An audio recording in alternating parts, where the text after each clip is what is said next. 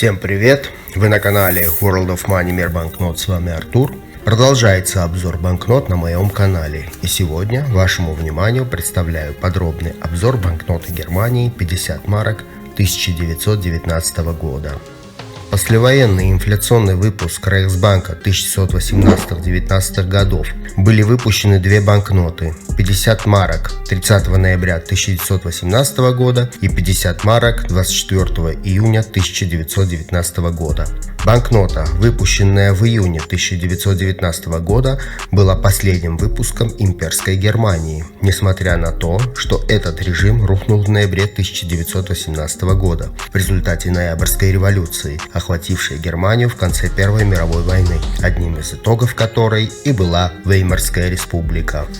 Преодолев трудности, возникшие в ходе и после Первой мировой войны, Рейхсбанк смог удовлетворить постоянно растущий спрос на бумажные деньги и их обращение, несмотря на технические трудности.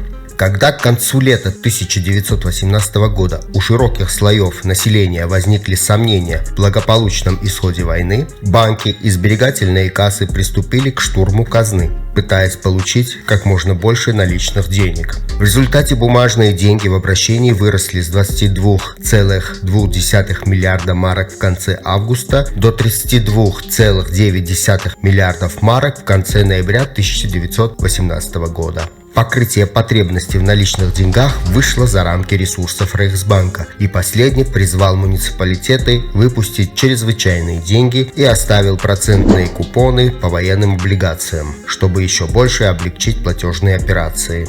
Ввиду особой нехватки 50-марочных банкнот была выпущена первая вспомогательная банкнота этого номинала, датированная 20 октября 1918 года, которая в спешном порядке была заказана в частных типографиях. Эта банкнота в народе получила название «траурная банкнота» благодаря черной рамке. Она имела короткий период обращения и была изъята в сентябре 1919 года из-за множества подделок. Тем временем частными типографиями было начато изготовление еще одной 50-марочной банкноты с датой 30 ноября 1918 года, которая весной 1919 года была выпущена в обращение также в качестве вспомогательной банкноты. Эта банкнота в народе получила два названия: первое – картинная рамка, так как очень была похожа, и второе – яйцо или яичница из-за овального поля на обороте банкноты.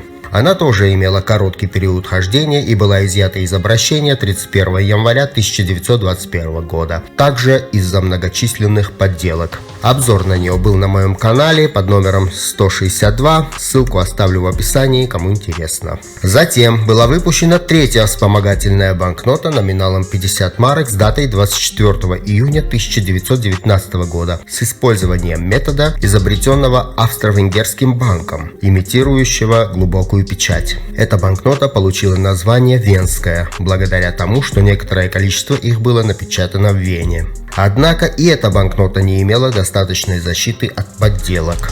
Перед Рейхсбанком была поставлена задача ускорить производство банкноты, действительно защищенной от подделки, с помощью метода глубокой печати. Банк прибег к шаблону, выпуск которого был запланирован на 1916 год, но так и не был выпущен из-за нехватки времени. 23 июля 1920 года новая банкнота была выпущена в обращение. Эта банкнота была последней банкнотой старой марки, выпущенной методом двусторонней глубокой печати в сочетании с высокой печатью. Обзор на нее был в одном из моих прошлых выпусков под номером 176, ссылка также будет в описании. А сейчас рассмотрим банкноту 50 марок 1919 года поближе. Лицевая сторона.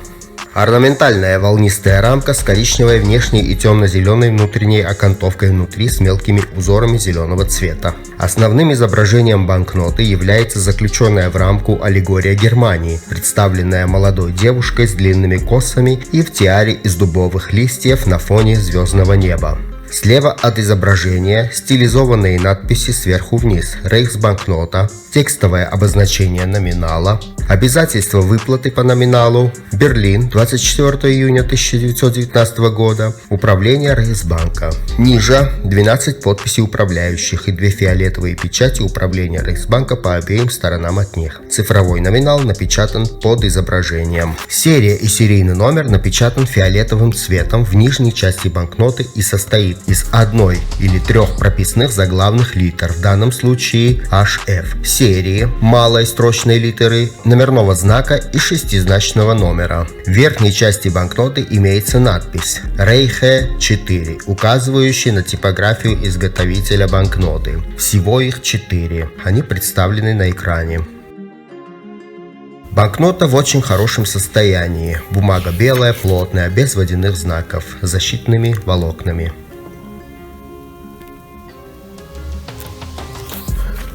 Оборотная сторона. Также орнаментальная волнистая рамка с коричневой внешней и коричневато-зеленой внутренней окантовкой внутри с тонкими волнистыми линиями по всей площади рамки. 3 большие геляширные фигуры в стилизованном цветочном дизайне. Центральная фигура содержит предупреждающий текст белой рамки о подделывании банкнот. По бокам цифровой номинал. Сверху и снизу стилизованные аббревиатуры РБД, Управление Рейхсбанка. Хорошо заметны защитные волокна в центральной части банкноты. Размер банкноты 153 на 102 мм. Номер по каталогу Пика Краузе 66, без разновидностей. По другим каталогам банкнота имеет 4 разновидности, которые определяют по типографиям изготовителя. У меня 4-я разновидность. Стоимость такой банкноты на российских торговых площадках в хорошем состоянии колеблется от 500 до 900 рублей. В моей коллекции присутствуют 2 банкноты 1-й разновидности,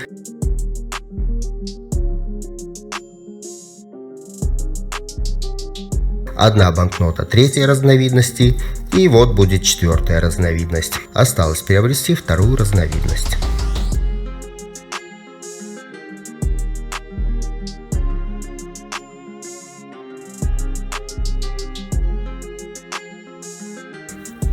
Такой был обзор банкноты 50 марок 1919 года. На этом обзор подошел к концу. Всем большое спасибо за просмотр. Ставьте оценку этому видео, подписывайтесь на мой канал и жмите на колокольчик. Всем желаю здоровья, добра, успехов и замечательных пополнений в коллекцию. До новых встреч!